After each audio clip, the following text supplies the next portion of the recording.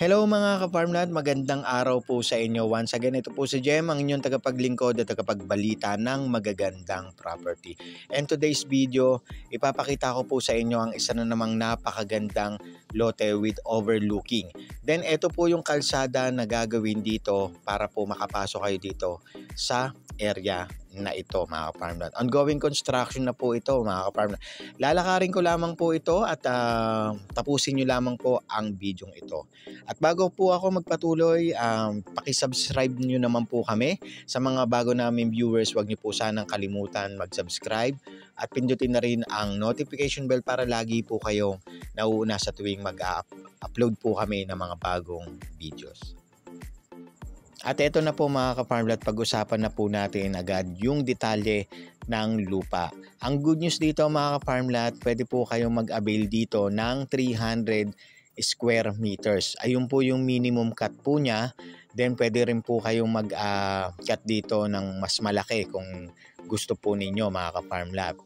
At meron po itong 10,000 reservation. At ang maganda dito, pwede nyong hulugan yung lupa na kukunin po ninyo. 3 years to pay hanggang 5 years to pay. Depende po sa pag-uusap ninyo ni seller. Ngayon, meron po itong down payment na 20%.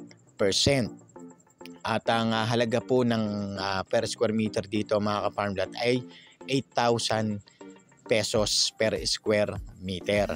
Pero sulit po ito mga ka-farmland dahil napakaganda po ng view, napakaganda po ng lugar po na ito. Talaga namang magugustuhan nyo lalo na kung magtatayo kayo dito ng inyong mga rest house.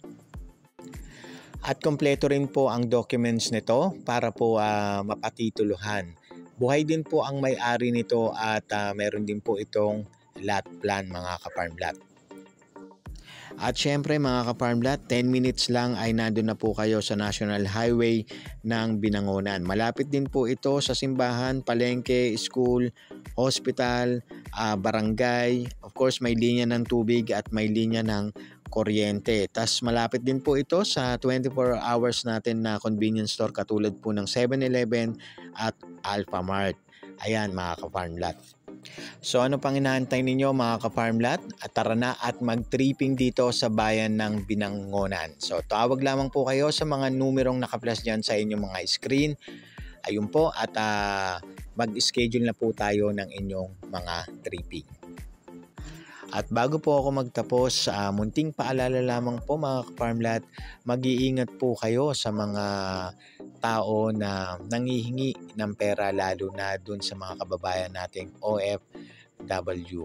Wag na wag po kayong magbibigay sa kahit kanino, vlogger man yan or ahente. Wag na wag po kayong magbibigay ng pera. Mahirap na po, baka po kayo ay masalisihan at hindi na po maibalik sa inyo ang pera na hihingin sa inyo.